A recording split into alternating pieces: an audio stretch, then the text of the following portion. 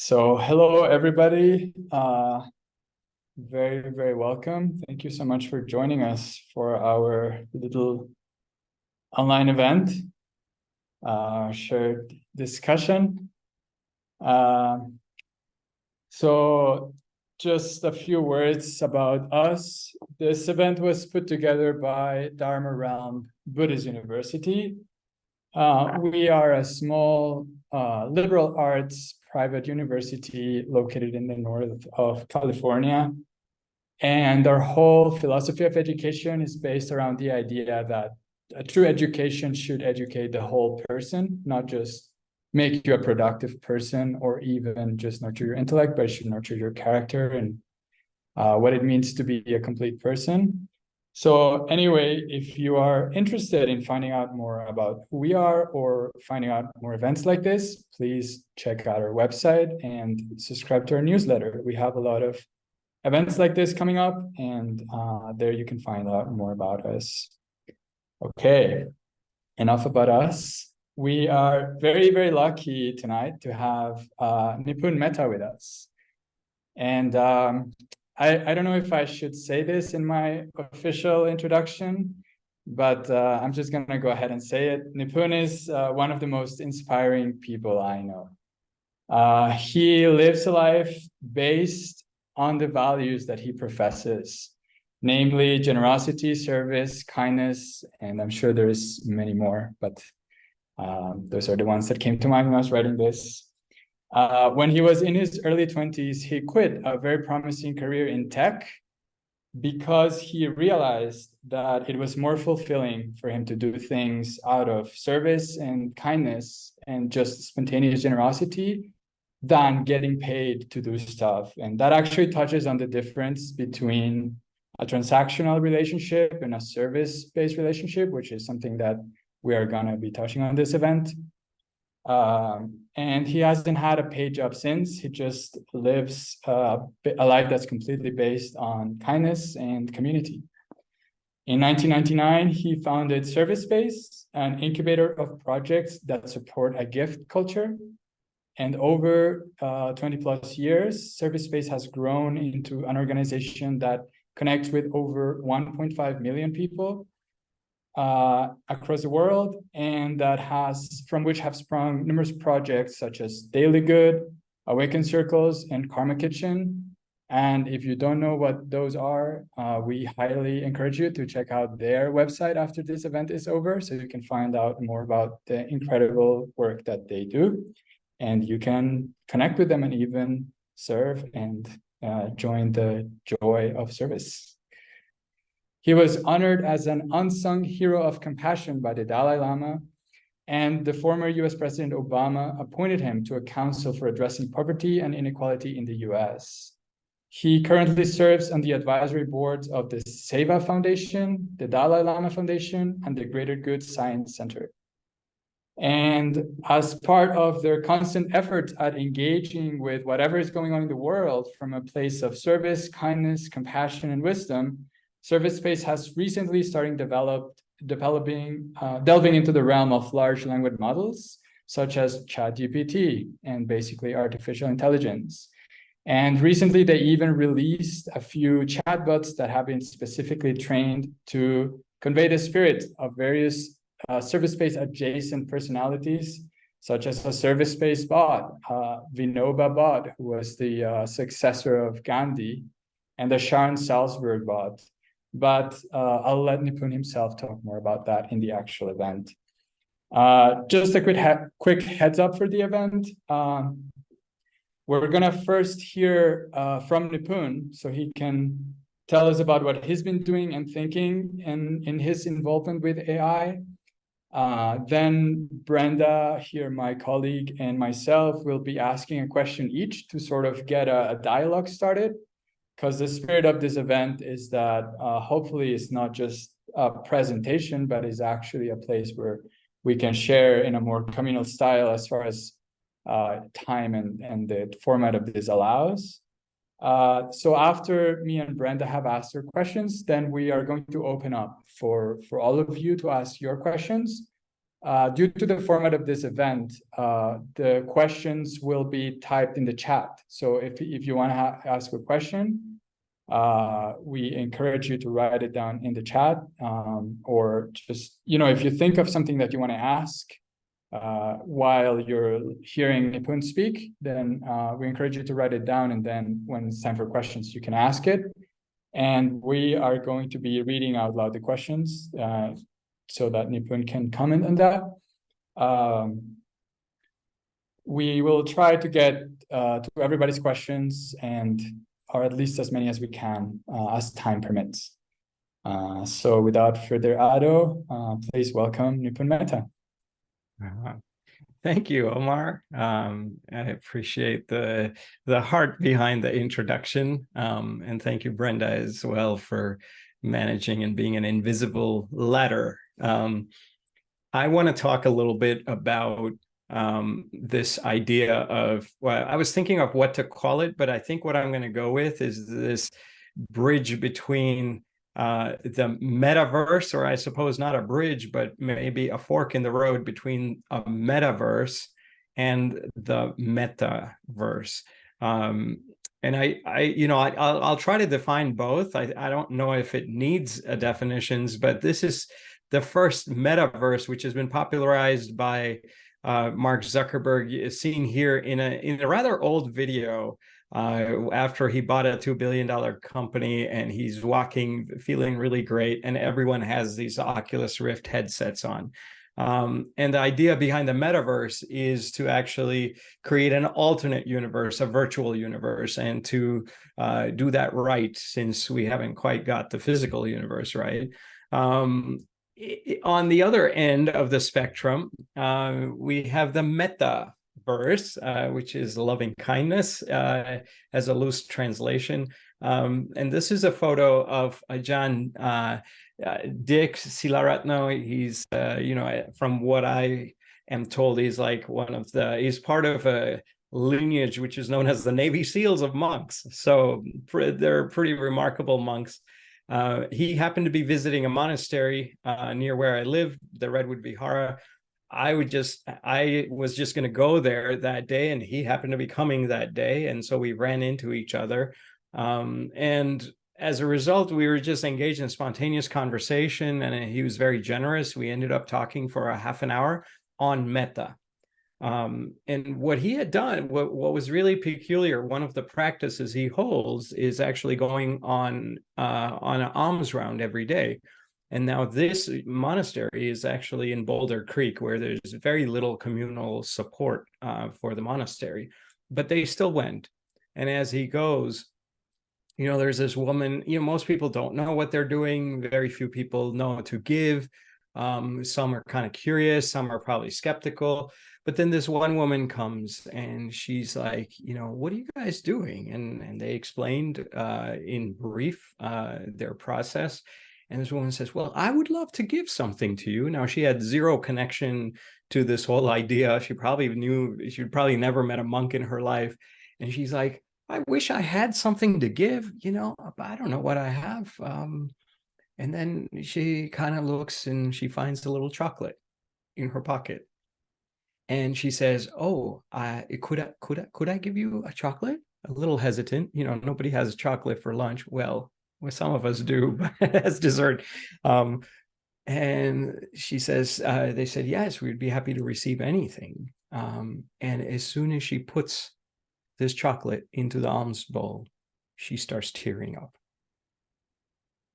And as I was talking with Ajahn Dick afterwards about this, he spoke about how when you go on an alms round, right? Why would a Buddha design this as a part of the process instead of just having the king feed everybody or having a business to take care of, everyone's sustenance?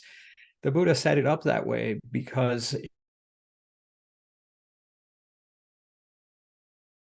you please go and make yourself available for others to plant seeds and for you to practice metta. And so if on one side you see this photo of the metaverse with all of us saying, this is all too messy, let's create another world. On the other end of that spectrum, you see this incredible metaverse, which is this unconditional love, unconditional availability for others to practice generosity and build relationships to you. That is a profound, those are two very profoundly distinct destinations. And so as we look in our world today between those two destinations, one way to think about it, I think, is to say, well, we're always, as a culture, trying to negotiate between narrow margin goals and broad margin goals. Narrow margin goals are like short-term goals, right? Things that you can close the loop on. Broad margin goals are things that will ripen over time. And we've gotten so hasty that we just keep circling around narrow margin goals. And if you look at some very interesting examples of how cultures balanced narrow and broad margin goals, it is quite interesting. Like in the Jewish faith, you have this idea of a Sabbath. So on the seventh day, nobody goes to nobody engages with technology. Now, when you think about that, you say, okay, if I'm running a company and I can only have my employees working 6 days a week, what if I cheat a little and do 7 days a week? If I do that, I have a higher odds of beating you, of out-competing you if you are my competitor. So they actually said that anyone who breaks this rule of Sabbath is punishable up to death. And you're like, wow, that sounds a little extreme, but actually it's just a way to balance the narrow margin goals with broad margin goals.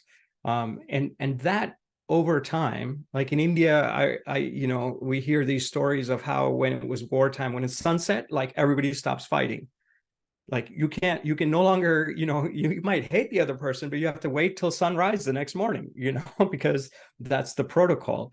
And if some wise guy is like, oh, everyone's sleeping, let me go attack them, that would be frowned upon. And so even in war, even in battle, you had these negotiated, broad margin goals with narrow margin goals established. And I think the challenge today is that we have lost track a little bit of how to negotiate those. So if you think about balancing the narrow margin and broad margin at a personal level, we can all relate to this, right? Like we all want the donuts that feel good and the chocolate and the fry. Okay, maybe some of you have a lot more control than I do.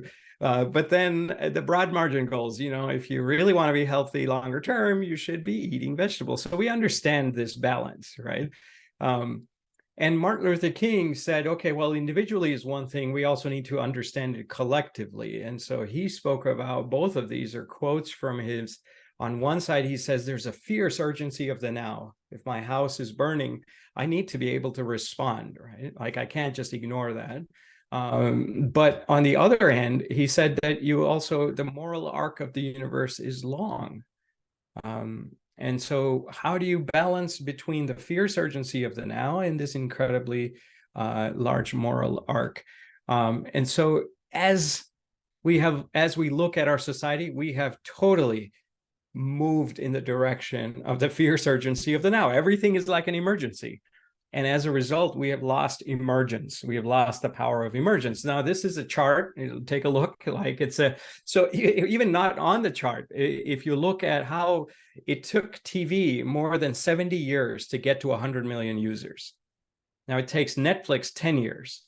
It takes Facebook 4.5 years. It takes TikTok 9 months, and it took ChatGPT 2 months.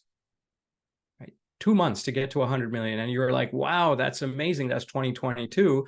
But then in 2023, Threads came out as a platform that was a competitor to Twitter, and it reached 100 million users in 5 days. So this is all going really fast before we can even negotiate the broad margin and narrow margin goals. Is like really, really fast. And even if you look at the capacities of what is coming at us, particularly from the lens of AI, Einstein has an IQ of 160. If you look in late 2022, GPT-3 had an IQ of 120. A few months later, it's 155. That's better than 95% of the humans. And they're saying by next year, it's going to be 1,000, like just nowhere in the league of human beings. So this is all going very fast before we can figure out the right questions to ask. And I really like this this notion. It's actually, I think there's actually some law named after this. It says AI risks are overestimated in the short term. So we tend to overhype it. Oh my God, the world's ending tomorrow. But they're actually very underestimated for the longer term. And I think there's a lot to chew on there. Just this week, I don't know if you saw these two headlines, but here's one to give you an idea.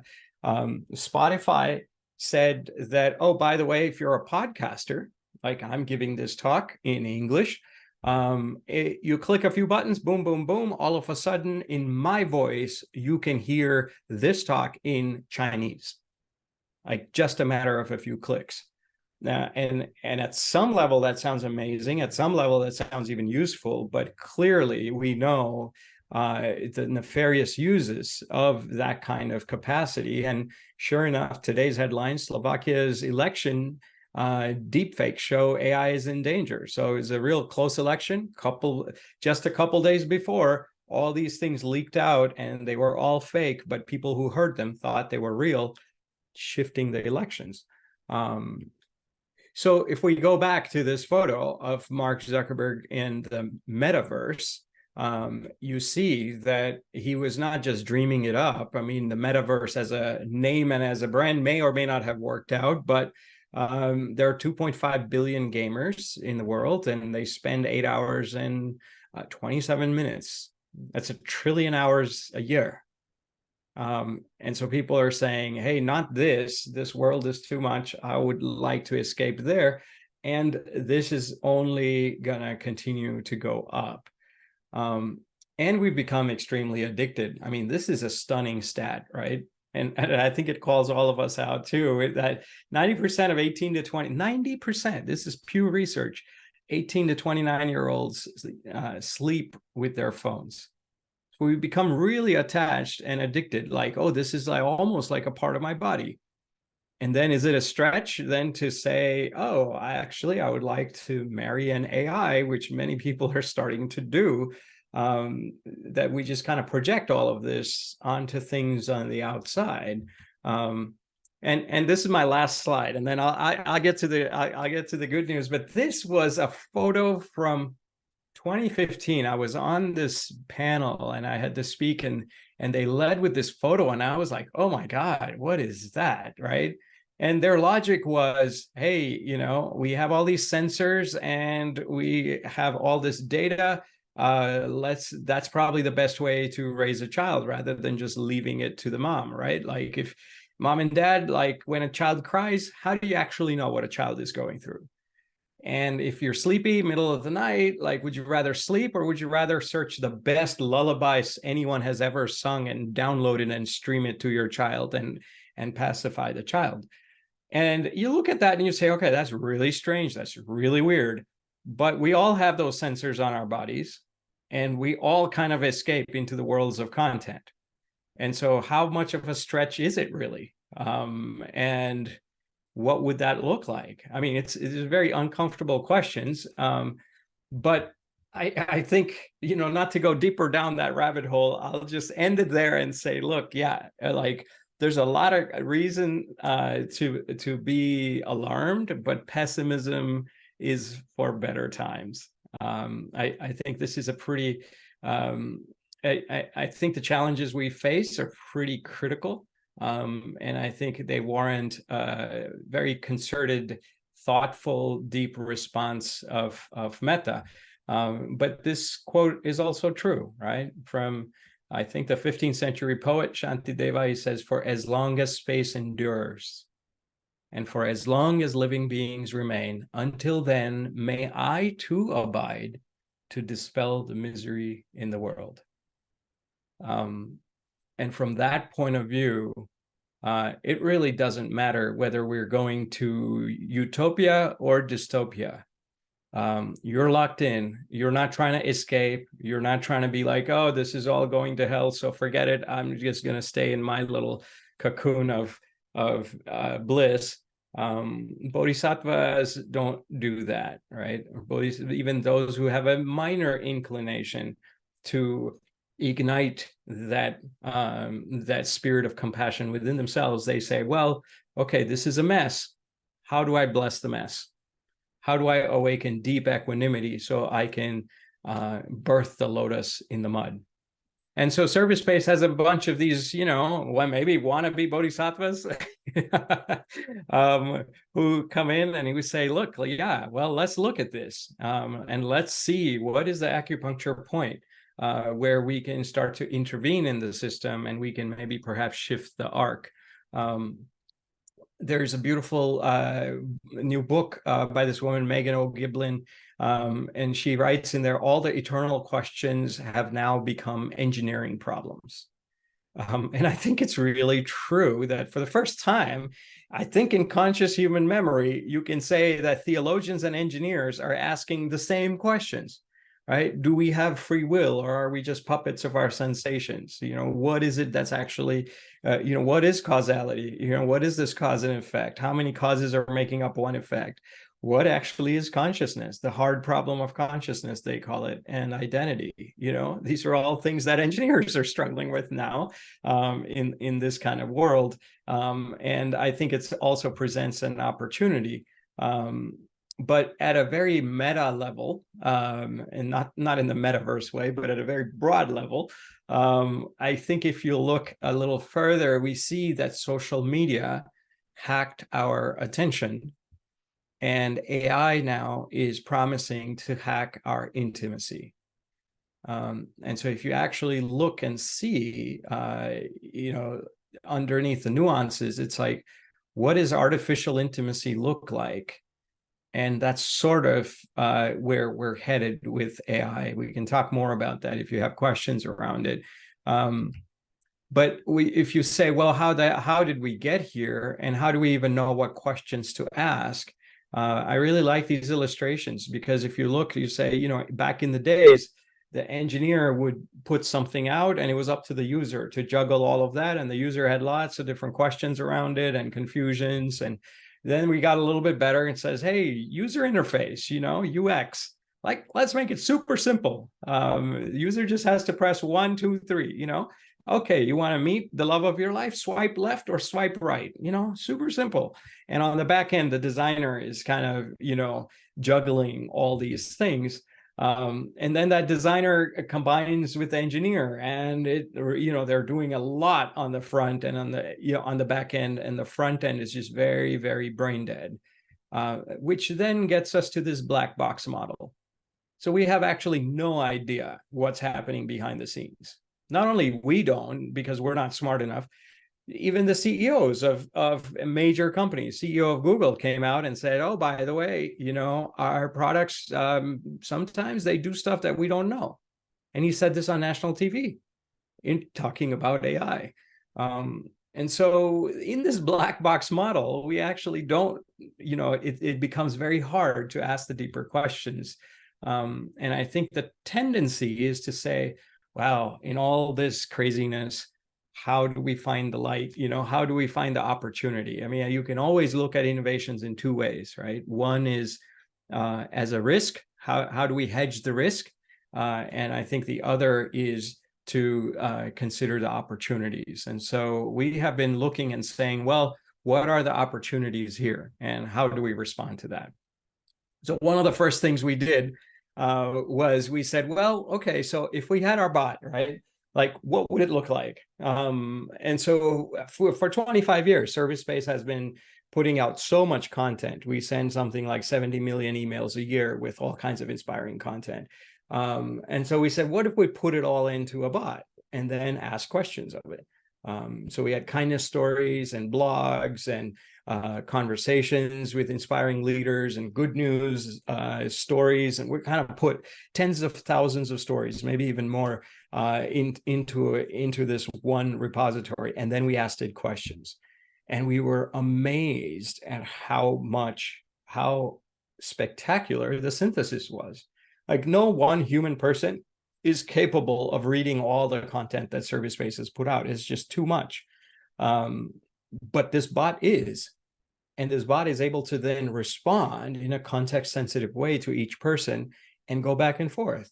It's like, oh, if, I remember one of our volunteers' daughters was like, if someone is mean to me, how can I practice kindness? And the bot gave a very nuanced answer. And then the 9-year-old is able to respond back and ask a follow-up question. They're like, oh, boundaries, what is that? I like your point number 6, so there's a lot of, a lot of possibility there. But to just humanize it a little bit, I showed it to my parents. My parents had no idea what they kind of heard of this, and they had no idea, right? So they go to this bot, and they're like, okay, I said, ask him a question that you get asked, in the service space context, right? And so they're like, okay, what does a typical day look like for Nipun in Nipun's life? And amazingly, the bot kind of knew. It pieced together a bunch of things from 25 years and gave a pretty reasonable response. I was amazed. So then we got like crazy. My wife was there too. And so we were like, share an outline of a talk he would give. And also, by the way, provide provocative titles. And it did that. And pretty good stuff. I didn't do it for this talk. Maybe I should have, and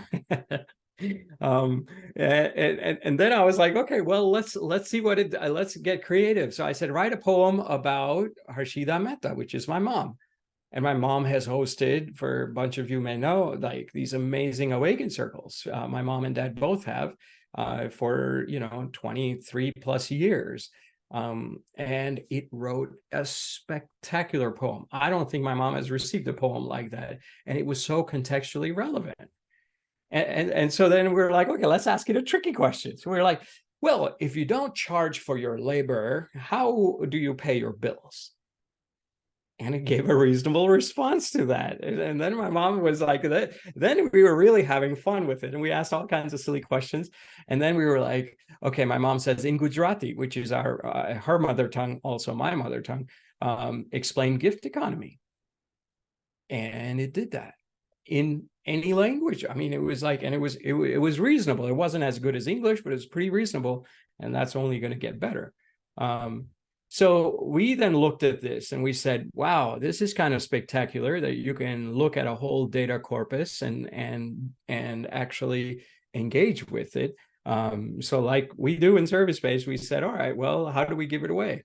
And so we went to a few people, different kinds of use cases. We've Sharon Salzberg, she's a very established Buddhist meditation teacher. And we said, what if you put all your books into this bot and I can engage with it? And now what is a famous question? Someone's like, hey, Sharon, how would you practice mindfulness? How do you make a souffle or something like that? And the way in which she responded was very Sharon-like. And that's become like, an incredible example. And then we did something similar with Gandhi's successor that Omar spoke about. We put all his books into a bot, and again, these books that we had permission to put in, again, the results almost amazed us. We did it with a very famous podcast, Buddha at the Gas Pump, and then we're also doing it with organizations, and now we have about 60, maybe I think it's 65 different bots of different data stores. And so if you look underneath it, what's actually happening, I won't go into this, but I think it's helpful to just kind of see that at the top layer, there's a user context. Who am I? What do I need? And there's a whole interface around that. Underneath that, there is a layer of what we call prompt engineering. So how do you actually deepen the question that the user is intending to ask? And then we add in this vertical layer. So if you're asking something of the Sharon bot, it's going to respond in a very different way because we are also processing that query from the user with that whole vertical data set, very focused data set around who Sharon is and all the things she stands for. And underneath it is the large language model, what they call LLMs. That's how they know English, and there's a lot there. And underneath that, I think, is the data. And what we are trying to do is right now, it's really cheap. The data corpus is really cheap data. It's just scraping the entire internet. Like it's very horizontal. And I think what we want to try to see is a world where you have vertical many vertical specialized sort of offerings. Like if you were to ask a question about meditation and say Master Hua or the Bodhisattva path, you'd get very generic responses if you're looking at the entire web. But if you were to actually put in all of Master Hua's works into a bot, you might get a very, very significantly different response. And then if you add like further layers, you can really refine the utility of this kind of a bot. So what we are envisioning is a whole bunch of vertical data corpuses. And when you think about data, right? Data is the baseline from which we create narratives.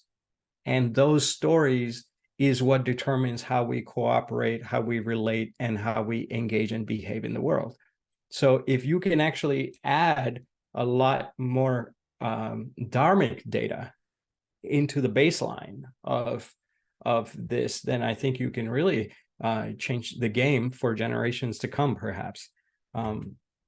So I won't go too much more into detail here, but what I will say is that I think that one turning point on this whole track is at the level of values is to go from transaction to relationship.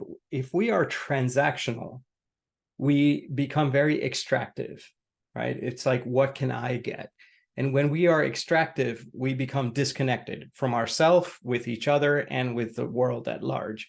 And when we are disconnected, what do? We say eject. This is too much suffering. Get me out of here. And you want to escape, right? And that's essentially what the metaverse is offering. It's very convenient. It provides a narrow margin goal of, hey, I want to eject from all this suffering, but is not very smart in the longer term, not really wise.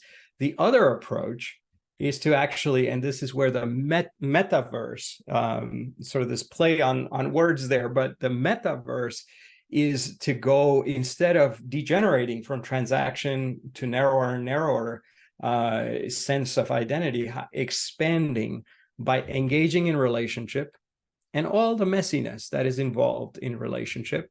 And from that relationship, actually building a deeper context, because it's not just one-to-one. I'm not just using you to get my product from you.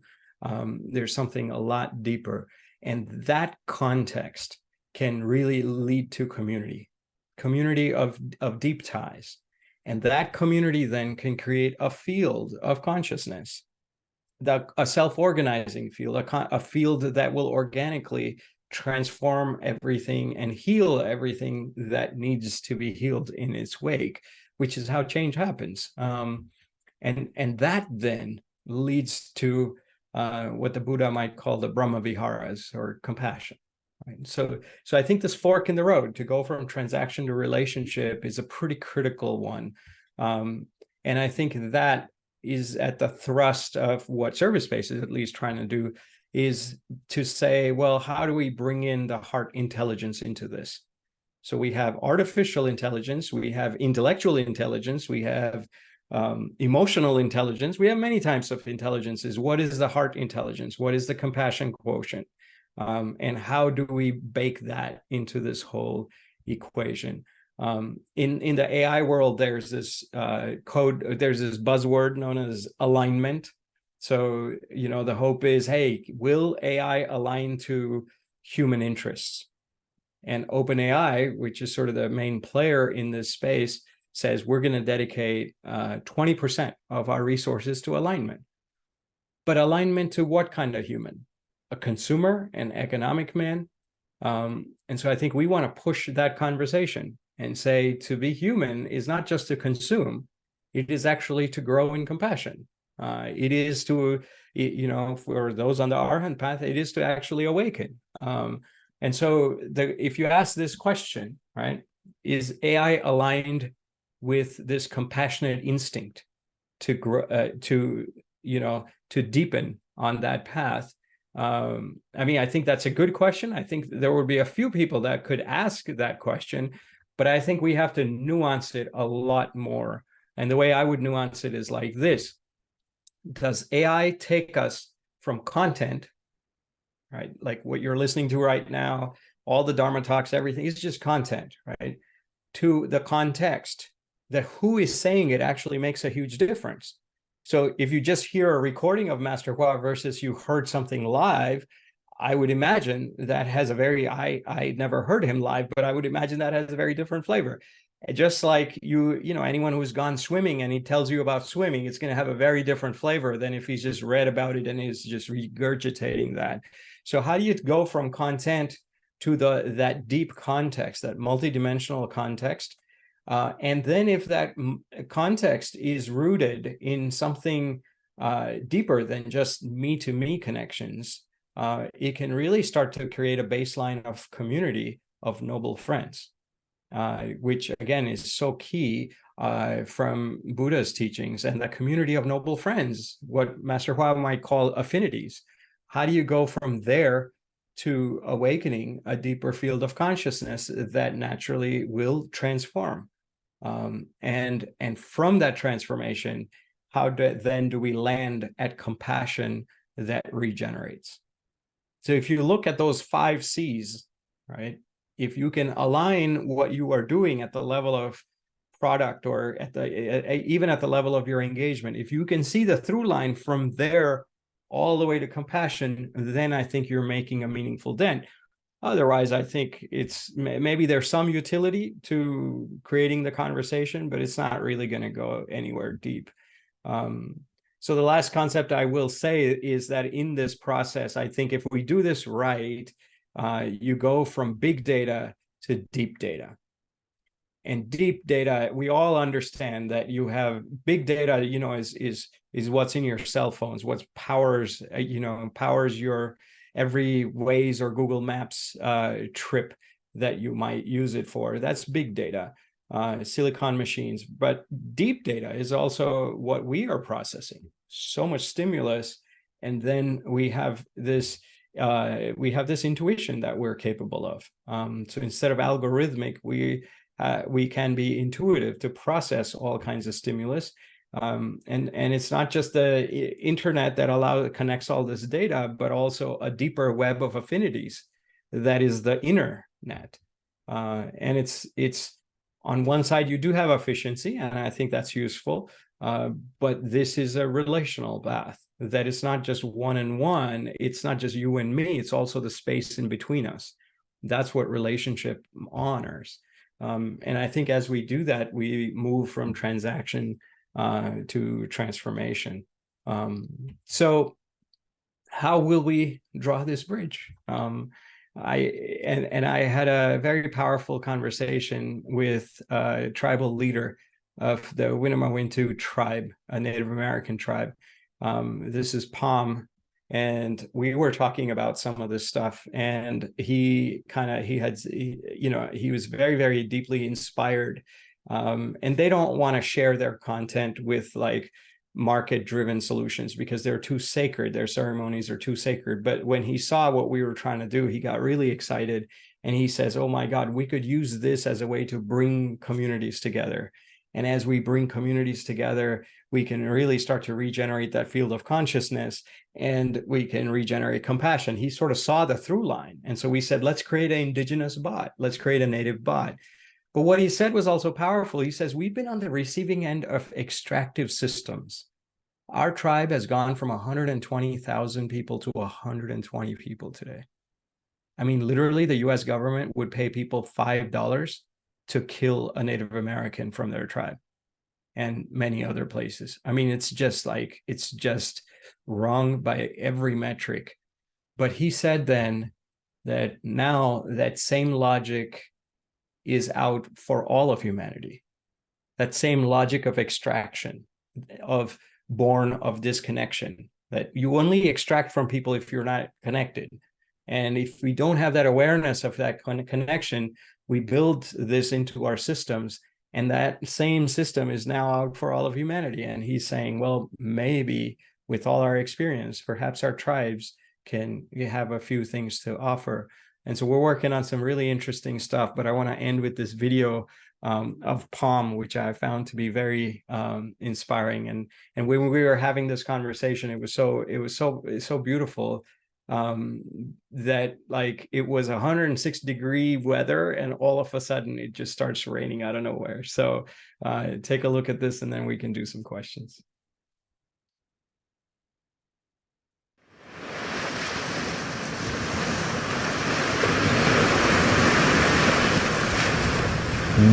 Lindonemen sawalimen kenenane Lindonemen sawalimen kenenane Lindonemen sawalimen kenenane Lindonemen sawalimen kenenane Lindonemen sawalimen kenenane Lindonemen sawalimen kenenane.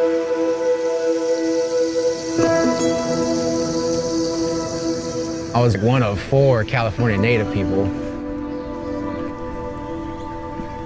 And I was probably like one of 20 Native American people at UC Berkeley. I was definitely the only Winnemem Wintu, that's for sure. There's like 35,000 people at that university.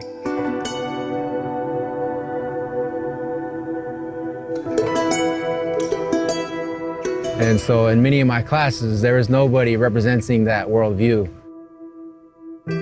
Spirit doesn't exist in the academic realms for the most part. Nobody talks about spirit. Like it's taboo even to talk about spirit in school. So you have to learn how to validate spirituality without saying spirituality. I was the only one talking about the sacred. I was talking about my homelands in Mount Shasta. I was trying to remind people through academic language of how one relates to ecosystems and how to protect them, and why traditional ecological knowledge in the native worldview is important.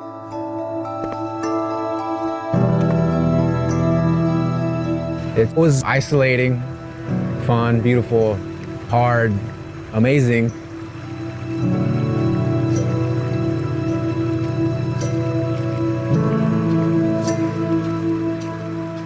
Sawa Mem means sacred water.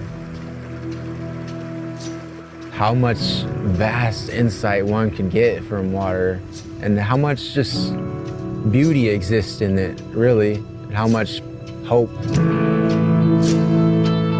It's a spiritual entity with divine intelligence, is what it is.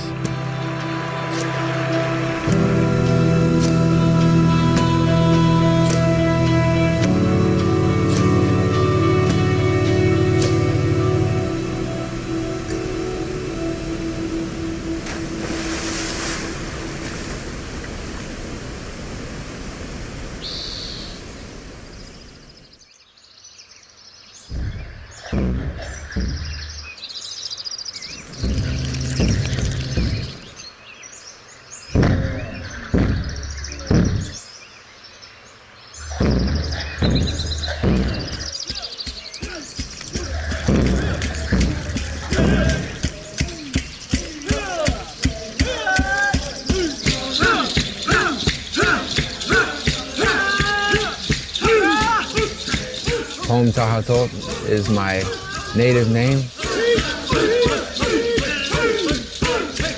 I come from the Winnemem Wintu tribe.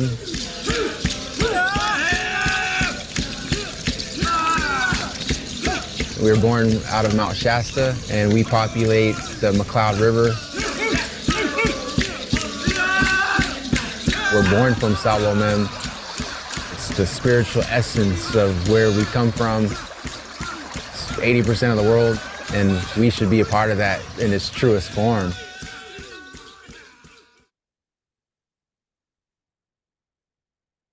I think it's time for us to bring out our ceremonies. You know, there are so many scriptures that Master Hua would say, if these go out, we run the risk of extinction. And I think a lot of those scriptures are actually beating in our hearts. And so how do we come together? Like these beautiful rocks, they form a little shape, but how they're arranged makes a big difference. So it's not just that people coming together, let's do something. It's that what is the motivation that is bringing us together? How do we align in a particular way that the same carbon atoms don't just create a piece of graphite, but lead to a diamond, perhaps? I think the world needs it.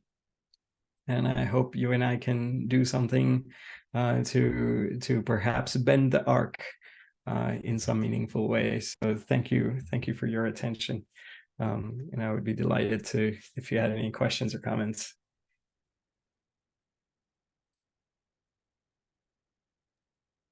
Thank you so much, Nipun. I think that was a lot of content, and I'm sure people are still processing it, and I'm sure there's going to be a lot of conversations coming out of that. But just to get the conversation started, I think, Brenda, do you want to ask your question? Yeah, thanks, Omar, and thank you, Nipun. It's clear you've thought a lot about this topic and are really bringing, some really important human values to it.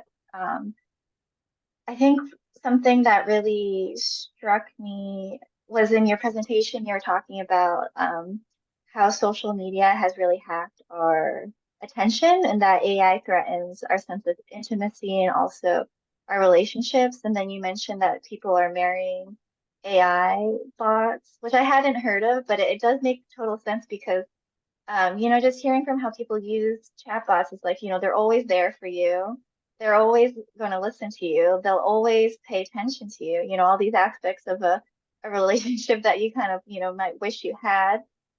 So I'm curious if you can talk a little bit more of like how to cultivate, like you were talking about this idea of like a non-transactional relationship, like how do you, because it's kind of a difficult thing, because I think we're so used to a certain type of relationship, like how do you like open yourself up more to that, or like, yeah, I wonder if you could just speak a little bit more about that. Yeah, I think it's really critical. And I think it's a great opportunity because for the most part, if we are transactional in our relationships, we're going to see the end of those relationships because you're just going to have a much better apparatus to be transactional. If I'm in a relationship with you to get something out of you, now I have much better ways to get much cheaper ways to get that same thing from you or get same thing for me from something else like a bot, right? It's always there. It's much more compassionate, doesn't have mood swings. It doesn't go through ups and downs. And it's able to even just do a lot untiringly, and especially as it gets more and more fancier, it's going to be very, very seductive. So then you say, well, why the heck would I want to be with an imperfect person and engage in that kind of relationship, which brings me short-term headaches? And if you have a very low threshold of equanimity, then I think that sounds like a reasonable question. But another question is, well, can I actually build my capacity for equanimity? And what's on the other side of that bridge, right? Like if I was having this conversation with my niece and I said, just around attention, I said, look, if you're just saying, hey, is this person, is what they're saying interesting?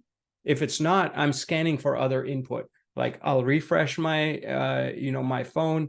I'll look for like another app. I'll do something, but not this because this was not interesting. And I said, there's a certain logic to that. But what happens if I say 5 boring things and the 6th thing that I say after that 5th one is very interesting? Like you will miss out on, and what happens if everything after the 6th is very interesting, right? So you will miss out on that whole value. You'll miss out on these potentially really rich, deep relationships if you're just going to be able to, if you're just sizing them up with a swipe left or a swipe right. And so I think we need to make a case. It feels like equanimity, and you can sometimes people think of it as tolerance, and it's like, oh, I have to tolerate, right? And I think that's a kind of poor framing. I don't think this is a tolerating the mess. It's actually a celebration of the mess because of what comes on the other side, right? If I'm able to celebrate that mess, I'm actually ramping up my equanimity, which then allows me to find the noble in you. And if the noble in you connects with the noble in me, that connection, that affinity is actually very regenerative and allows for all kinds of positive deviations to occur that wouldn't have occurred if you were, if you didn't have that baseline of equanimity. So I actually think equanimity is a celebration. We need to start to see it as a celebration of compassion, and not see it as a cost, right? I think it's actually an opportunity.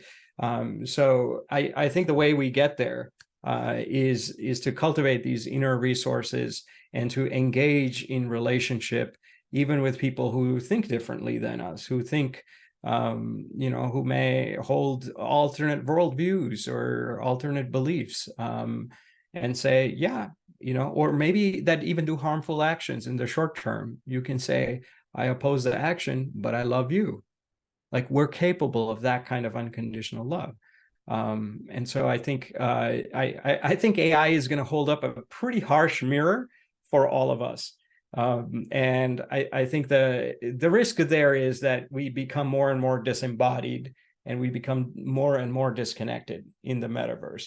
But the opportunity is that if we can actually build a narrative around this possibility and say, hey, you can be super distracted. You can be like, I don't like this person. But if you can hold it with curiosity, what's on the other side of something that I don't like? Right. And if you can just attempt to go down that path, that opens up a whole new avenue. And so to me, I think we as a group of like-hearted people need to throw a better party and make a better case for why equanimity is not a cost. It's actually a celebration, and to actually get even a glimpse into the heart of a Brahma Vihara like great compassion is, man, worth everything you can bring to the table. So yeah, I think there's a lot of risk of everyone going in the other direction, but I think there is an opportunity for this to actually call out all the transactional relationships that we've always been having, even without bots. It's like, why are you using the other person to feel complete? Like, what a cheap relationship. Like, I mean, that may be celebrated in Hollywood, but like, oh, you know, that Jerry Maguire thing, it's like, you complete me. I mean, is that supposed to be a compliment? Like, that I have a hole and you're completing me, and so I'm nice to you so that you can keep giving me something for myself? I mean, to me, that's a pretty low baseline of relationships. I think we're capable of something much deeper. I'm capable of just loving you unconditionally. And so, yeah, I don't know if that gets a little bit into your question, but I think it's a great time for us to challenge our identities. AI is going to do that, and challenge how we relate. And I think then start to think deeply about high bandwidth connections as opposed to the low bandwidth connections, which AI will promise.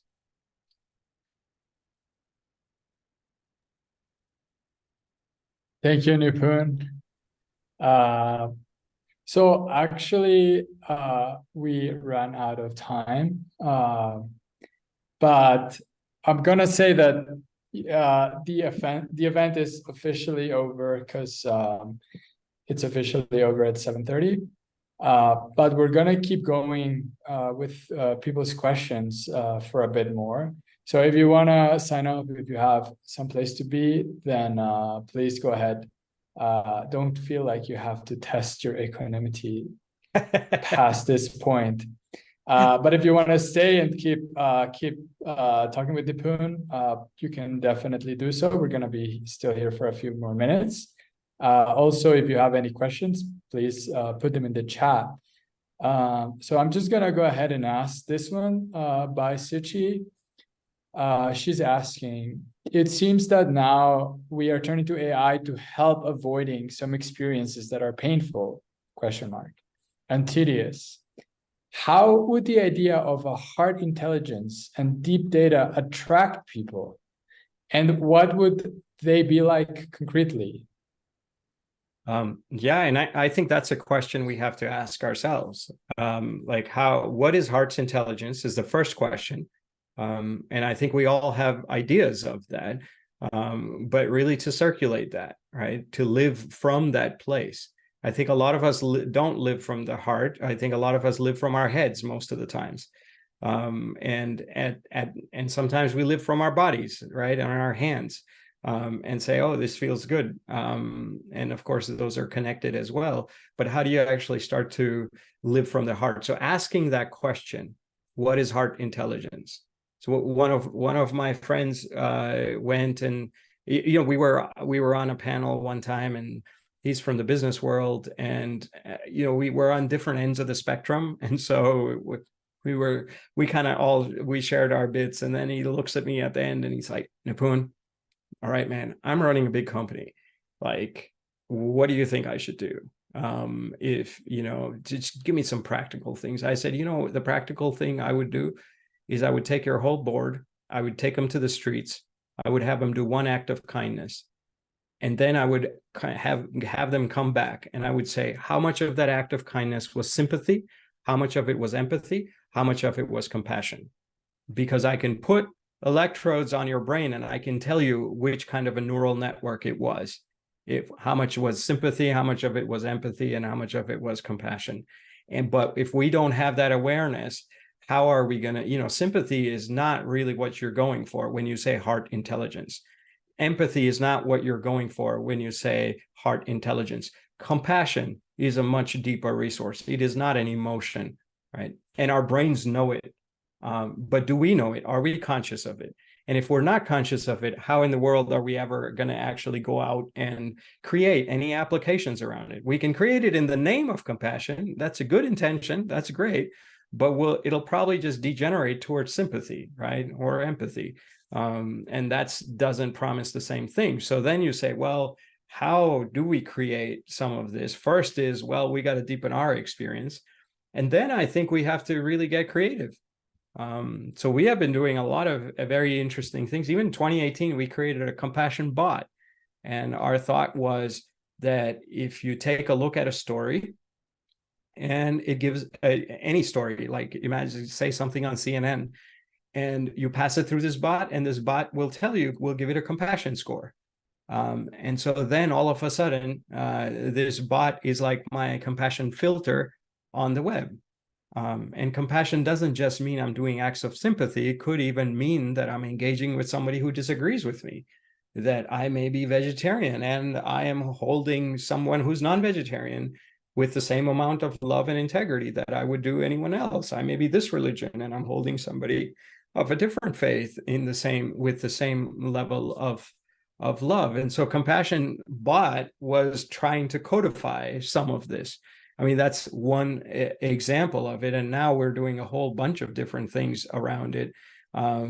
So I think there's, I think there's many applications of how you can bridge from content.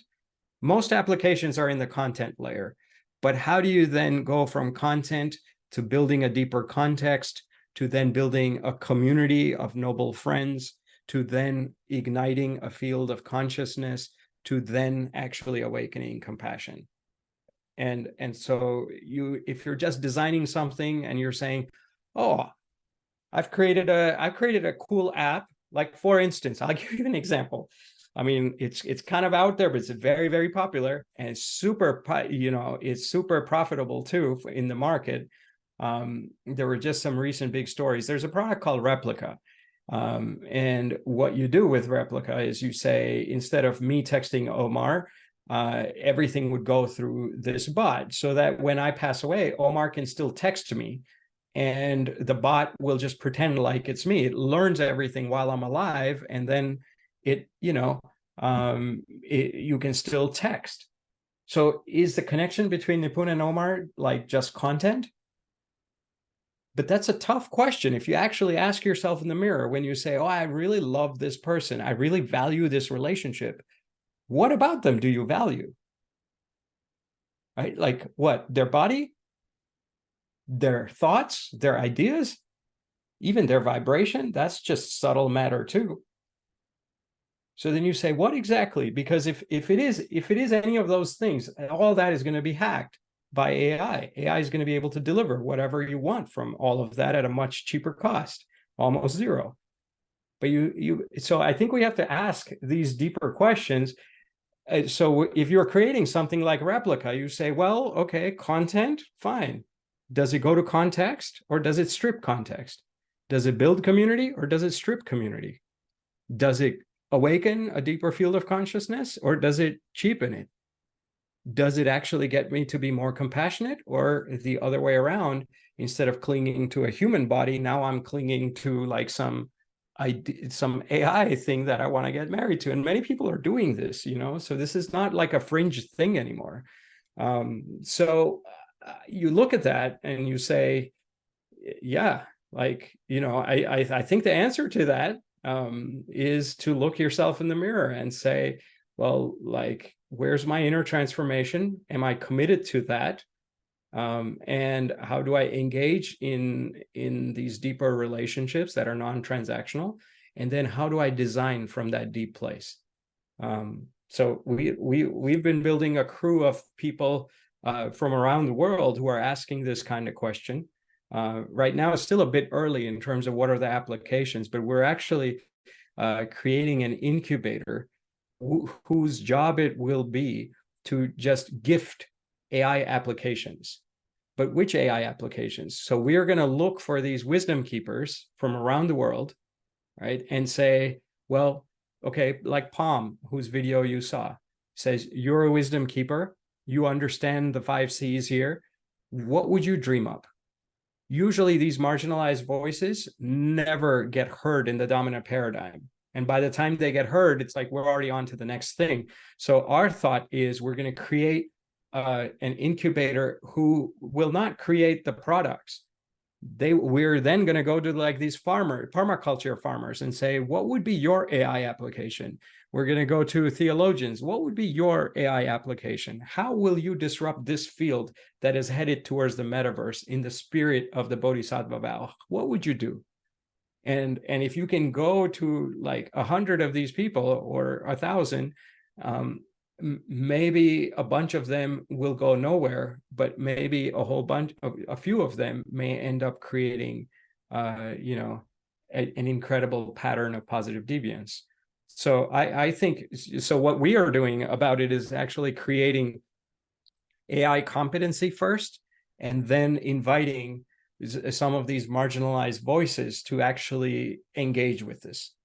So, because I think if we say, oh my God, this is the evil force, forget it, I don't want to engage, I think that spells that spells a lot more suffering for all of humanity. I'm not so sure that's a compassionate response in this day and age, with the kind of momentum this has, and the kind of adoption and the kind of addiction that even the younger generations already bought into. Like 90% are sleeping with their phones. Like it's AI has got everyone engaged. So I think we need to kind of meet people where they're at. So yeah, I hope you can join me in imagining this. I hope you can join me in doing those small acts and reflecting and saying, hey, you know, how much of it was sympathy, empathy, and compassion? How deeply do I actually know what heart intelligence is? Right? Is it just like, oh, my mom died and I'm crying? I will. I'm just giving you a personal example. It'll probably be the saddest day of my life. But is that compassion? You know, I mean, and that's like an uncomfortable question to hold, but we have to ask that. I mean, this is the kind of inner transformation we have to work towards, so that we can be better agents for the Bodhisattva energy to flow a little bit more strongly in the world.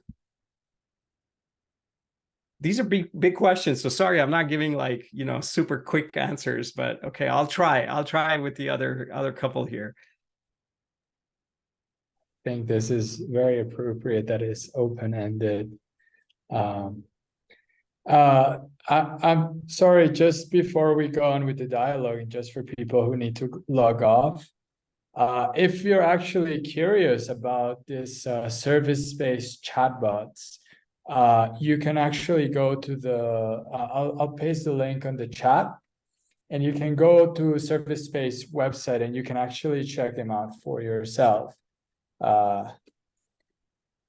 So you can go to ai.servicespace.org, and then you can actually look at them yourself. So just to throw that out there. Yeah. And I think we still have time for at least one more question. We'll see how it goes. Okay, This I'll be one, quick, if I can. How are you feeling, Nipun? Oh, I'm great. I'm great. Thank you. Are you? I think the opportunity here, especially in this kind of a community, I think we have to engage with this kind of a threat to Dharma. And I don't think we can just ignore it. And I don't think we want to escape from it. If you have a heart of compassion, you wouldn't even think of that.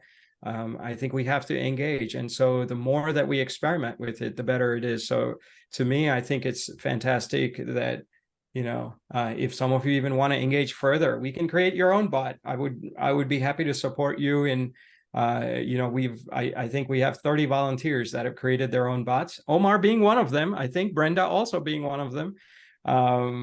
And just play with it, understand it, build a competency, just so we equip people like us to ask some new questions, to ask some deeper questions, So yes, I'm happy to be here. Sorry, Omar. Back to you. No, please. I mean, that's the whole point. And actually, if you're feeling too tired, we'll just keep going with the Nipun bot. So don't worry. No, just kidding. We're very lucky to have the real thing right now. So there's one question by Jenna. Have you finished creating a Native American bot? Does it have a gender?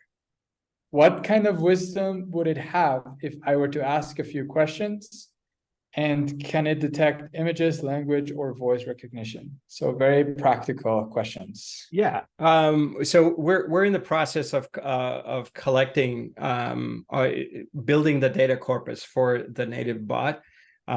It'll be up to them. So we don't actually decide on these things. We decentralize the control. So if you were to go, you can play with a Sharon Salzberg bot, for instance. And I think her bot would have a female gender. Some may have, and we live in a gender fluid world. And so people can choose whatever they want to do, however they want it to frame. You can even tell, like, people doing all kinds of things. It's like, try to include, poem, or try to include some lyrics from popular songs in every response.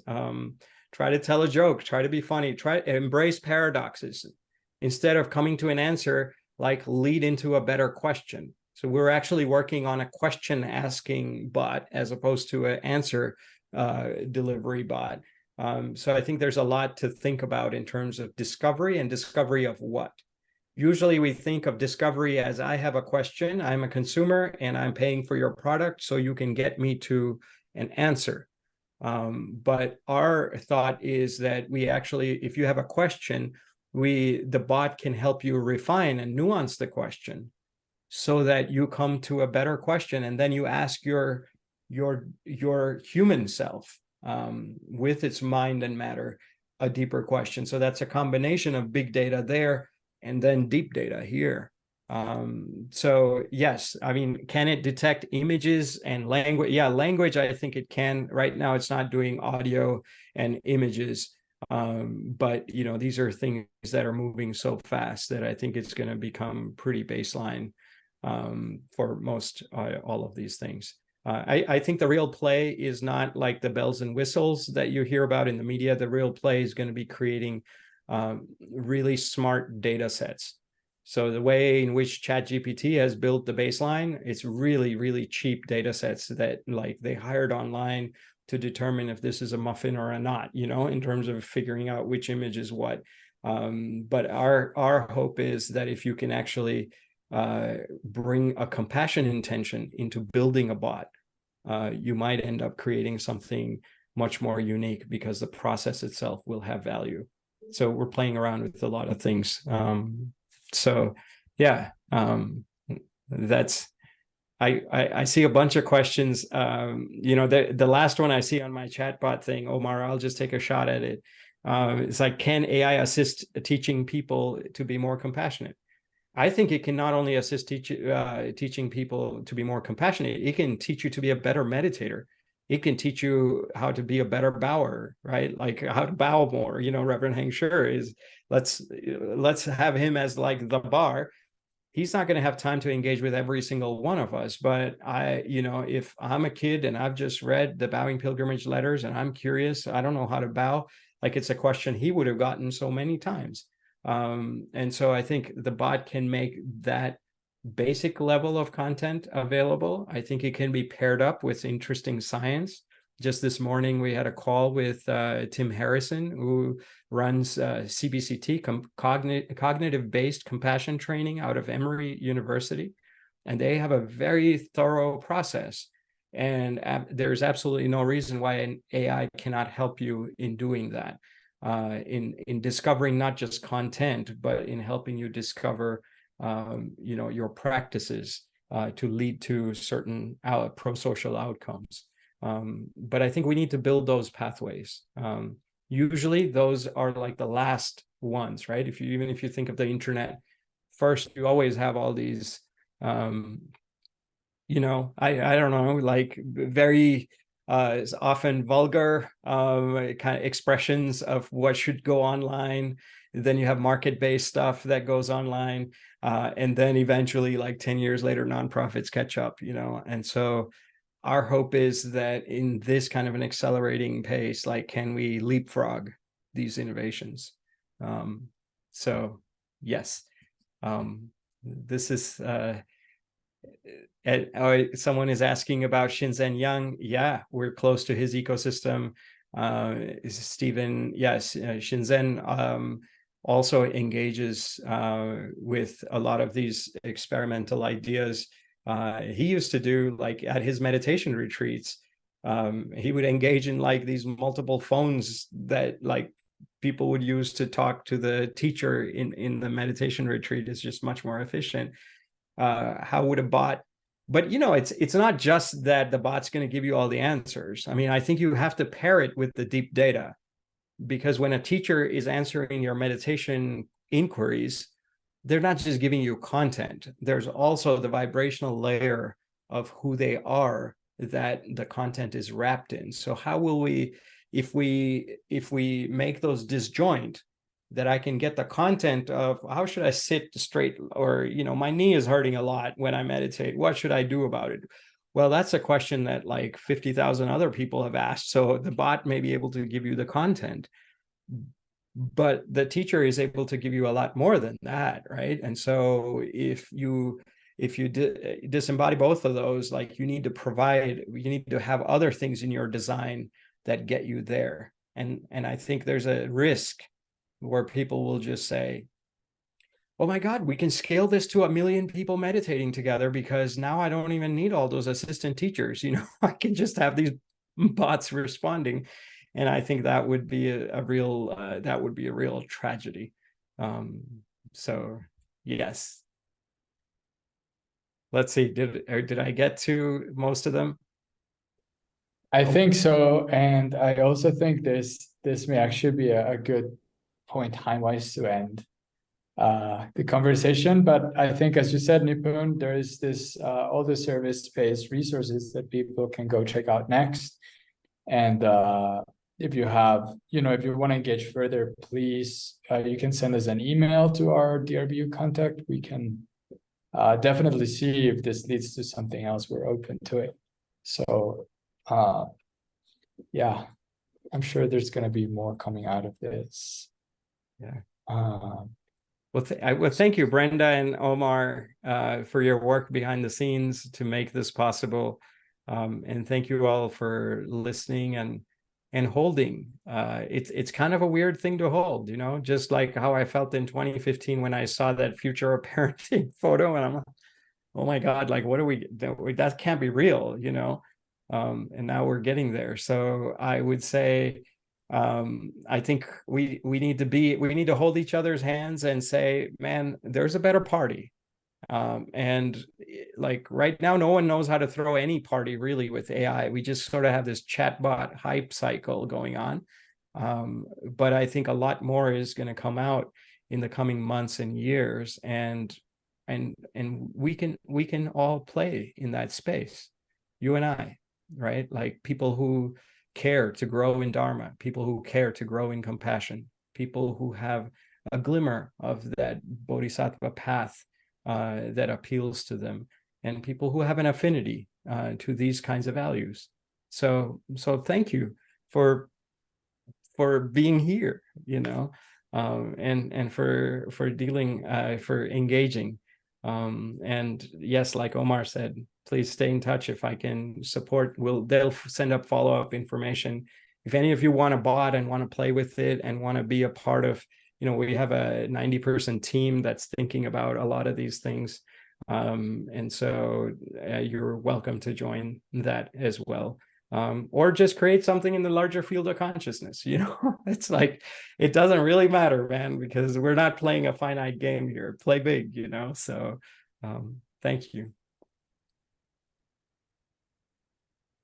Please, yes, please stay in touch if you feel like it. Okay, well, goodbye, everyone. I hope everybody has a very good end of your day. Thank you so much for joining us, and we hope you get to join us again in the future. We hope we can host another event. I mean, I'm sure we're going to host another event, but hopefully you could be here. Thank you, everybody. Bye. Thanks.